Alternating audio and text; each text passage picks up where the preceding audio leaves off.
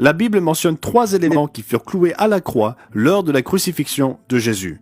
2 d'entre eux sont évidents, mais le 3e pourrait vous surprendre. Ceux qui ont assisté à la crucifixion de Jésus de Nazareth en l'an 31 après Jésus-Christ auraient pu lever les yeux et voir facilement 2 des 3 éléments cloués à la croix ou au poteau.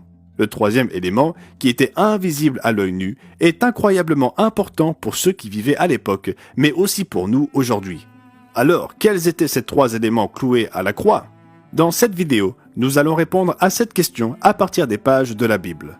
Le premier élément qu'un témoin de la crucifixion aurait vu cloué sur la croix était Jésus le Christ. Jésus fut cloué par les mains et les pieds. Cette forme horrible d'exécution était une pratique courante dans l'Empire romain de l'époque.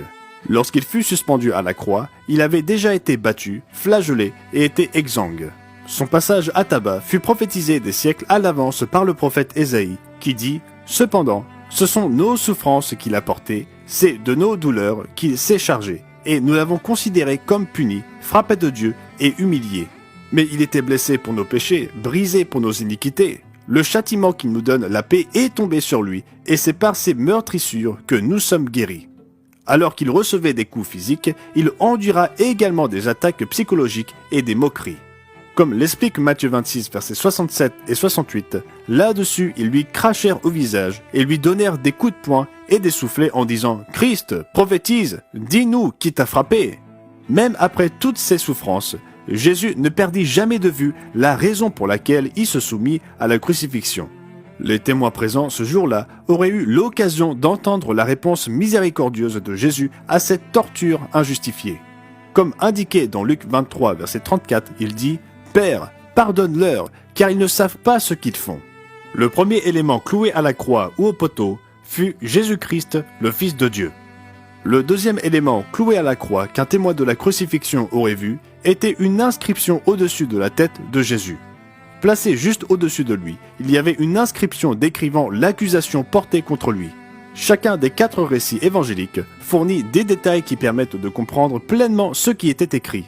Le rapport de Marc fournit la description la plus simple en disant « C'était la 3e heure quand ils le crucifièrent ».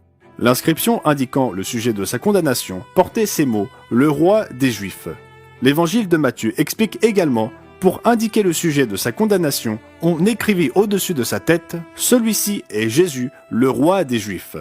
L'évangile de Luc donne encore plus de détails en disant « Et il y avait cette inscription au-dessus de sa tête en grec, en latin et en hébreu. Celui-ci est le roi des Juifs. » L'évangile de Jean ajoute « Pilate fit une inscription qu'il plaça sur la croix et qui était ainsi conçue « Jésus de Nazareth, roi des Juifs ».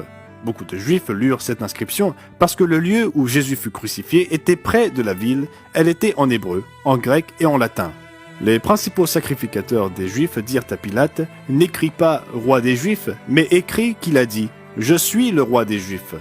Pilate répondit « Ce que j'ai écrit, je l'ai écrit ». Mis bout à bout, les récits évangéliques montrent clairement que le signe au-dessus de Jésus disait à tous ceux qui le voyaient « Celui-ci est Jésus de Nazareth, le roi des Juifs ». C'était le 2e élément cloué sur la croix. En revanche, le 3e élément cloué sur cette croix n'aurait pas été visible pour les personnes présentes ce jour-là. Les péchés de toute l'humanité étaient placés sur l'homme cloué sur cette croix. Le sacrifice du Christ fut préfiguré et symbolisé par l'agneau de la Pâque mentionné dans l'Ancien Testament. La Bible explique que le Christ est l'agneau de Dieu et notre Pâque. Il fut offert par Dieu le Père comme victime propitiatoire pour nos péchés. La vie de Jésus avait plus de valeur que toute l'humanité réunie, car il est le créateur de toutes choses. Et étant parfait sans péché, il était le seul qualifié pour payer l'amende pour tous les péchés. Ainsi, c'est par son sacrifice et son sang versé que nous pouvons être pardonnés de nos péchés. Il paya la peine de mort pour nous tous. Tout comme Dieu l'a prophétisé des siècles plus tôt par le prophète Ésaïe, nous étions tous errants comme des brebis, chacun suivait sa propre voie, et l'Éternel a fait retomber sur lui l'iniquité de nous tous. Les péchés de toute l'humanité furent placés sur Jésus afin que nous devenions en lui justice de Dieu. Et par sa vie parfaite, Jésus nous laissa également un exemple de la manière dont Dieu s'attend à ce que nous nous efforcions de vivre. Si nous devons demeurer en Jésus, alors nous devons marcher comme il marcha. Et comme l'apôtre Pierre l'a déclaré, et c'est à cela que vous avez été appelés.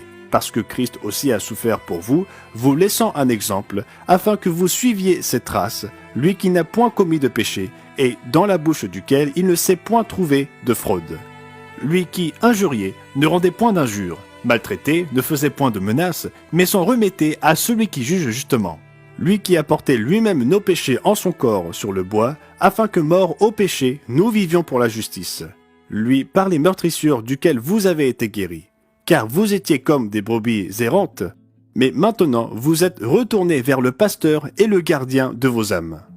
Ce troisième élément cloué sur la croix était extrêmement important à l'époque de Christ et l'est tout autant aujourd'hui.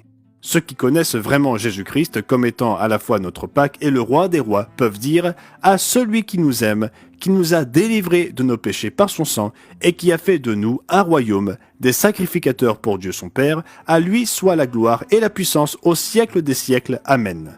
Pour avoir une compréhension approfondie de ce qu'est l'amour de Dieu pour nous et comment nous pouvons lui rendre cet amour, commandez notre brochure Jean 3 verset 16, les vérités cachées du verset d'or. Si vous êtes nouveau sur cette chaîne, nous réalisons ces vidéos pour éclaircir des sujets bibliques de manière facile à comprendre. Nous croyons que la Bible est le fondement de la vérité et que tout le monde peut en bénéficier. Alors donnez-nous un like et aidez-nous à répandre la parole. Pour mieux comprendre la chronologie entourant la crucifixion et la résurrection de Jésus, consultez notre vidéo 3 jours et 3 nuits, la Pâque ou les Pâques.